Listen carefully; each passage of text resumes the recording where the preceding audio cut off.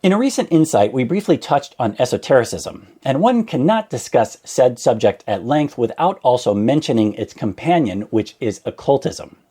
Because many people's minds have been partially raised in either cults at worst or somewhat junk food culture at best, they, and frankly most of mainstream culture, have very knee-jerk dogmatic reactions to the word occult.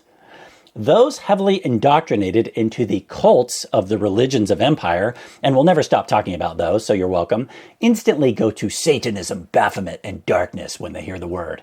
Or those outside of growing up in cults but raised on junk food popular culture have a very Hollywood idea of what the occult is, which are people doing rituals in towel robes with hoods hanging over their faces within pentagram candle circles or Kubrickian eyes wide shut sex orgies with people in Venetian masks in aristocratic mansions. A tiny little bit of which has any correlation or merit to occultism. Both examples featuring anonymized people, but both examples are more just people in cults that are cosplaying and or LARPing with occult-flavored fashion. Occult primarily means hidden, with the classic example being during an eclipse. The sun and moon are capable of occulting each other. The Latin word obculto means to cover, not only to hide, but also to guard against, protect, and defend. So it's hidden and guarded, and the term occult itself simply means hidden or guarded or secret. This doesn't so much mean shady, dark, back alley undercurrents or scandalous dark web activity, as those things are just the exoteric criminal underground. Nor does it imply searching for hidden poltergeists in haunted mansions. Again, more fictional Hollywood exoteric influence. As generally, a similar word, which we've now mentioned twice in this, cult, in a historical context does not always have a negative connotation. But in modernity, it certainly does. The term occult, however, doesn't necessarily imply anything negative in a modern context. It simply, again, denotes hidden and protected.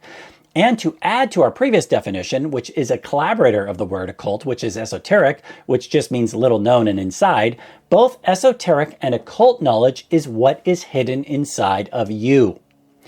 One final important note that we will share here through some of our own experience on said subject is that, like all things, Sturgeon's law applies, and the 90% of occultism that is crap is what's called popular occultism.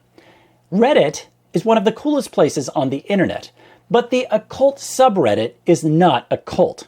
While real alchemy is an occult practice, someone's social media page about the secrets of alchemy is not a cult, as the content on either of them can be found after half a dozen or so clicks.